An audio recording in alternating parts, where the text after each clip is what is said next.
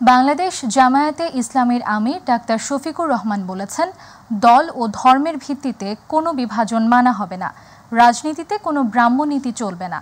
সকালে গাজীপুরে ছাত্র আন্দোলনে নিহত শহীদ পরিবারের সদস্যদের সঙ্গে আয়োজিত মতবিনিময় সভায় তিনি এসব কথা বলেন। মহানগর জামায়াতের আমির অধ্যাপক মোহাম্মদ জামাল উদ্দিনের সভাপতিত্বে অনুষ্ঠানে আরও বক্তব্য রাখেন কেন্দ্রীয় নির্বাহী পরিষদ সদস্য অধ্যক্ষ ইজ্জত উল্লাহ, মহানগর জামায়াতের নায়েবে আমির খায়রুল হাসান, সহকারী সেক্রেটারি হোসেন আলী সহ আরও অনেকে। এ সময় জামায়াত আমির সরকারি চাকুরিতে ছাত্র জনতার অভ্যুত্থানে শহীদ ও আহতদের পরিবারের জন্য অগ্রাধিকার রাখার দাবি জানান। আর আমরা কাউকে জাতিকে বিভক্ত করার সুযোগ দেব না।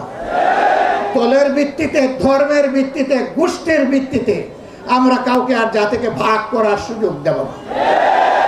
জাতিকে তারাই ভাগ করে যারা জাতির দুশ্মন। জাতির যারা বন্ধু তারা কখনো তার জাতিকে ভাগ এবং বিভক্ত করতে পারে না।